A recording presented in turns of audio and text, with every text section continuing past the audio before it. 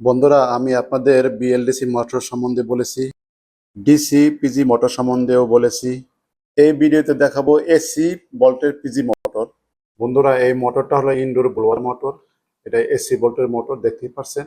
আমরা জানি এসি ভোল্টে 3 তার হয়, এটা কিন্তু এটা 6 তার কেন। তো এই 6 তারের লিগে এটাকে পিজি মোটর বলা হয়েছে। পিজি শব্দের অর্থ কি, পিজি বলতে কি বোঝায়, এখানে দেখতে পাচ্ছেন আমি এখানে লিখে রেখেছি পিজি বরাবর হলো পালস জেনারেটর। আমরা যখন রিমোট দিয়ে high medium low speed set করি, তখন এই যে এমসিইউ যে আছে, এমসিইউ ওই অনুযায়ী এই মোটরকে অপারেট করে। এই 3টা ওয়্যার, এখানে একটা বিসিসি আছে, একটা গ্রাউন্ড আছে, একটা বি আউট আছে।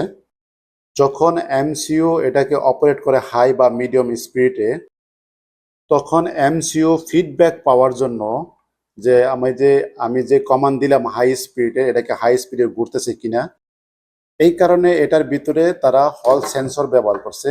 এমসিইউ কিভাবে ফিডব্যাক পায়? আমরা জানি ম্যাগনেটিকের 2টা সাইড আছে, একটা সাউথ সাইড, একটা নর্থ সাইড। তো এইটার ভিতরে হল সেন্সর ব্যবহার করা হয়েছে। ম্যাগনেটিক যখন মোটর ঘুরে, ম্যাগনেটের সাথেই ঘুরে, তখন হল সেন্সর ডিটেক্ট করতে পারে যে কতবার নর্থ এবং কতবার সাউথ সাইড মুভিং করছে। ওই অনুযায়ী এই যে এমসিইউ কে ফিডব্যাক দেয় যে আমার মোটরটা আমি যে কমেন্ট দিয়েছে সঠিকভাবে ঘুরতেছে কিনা।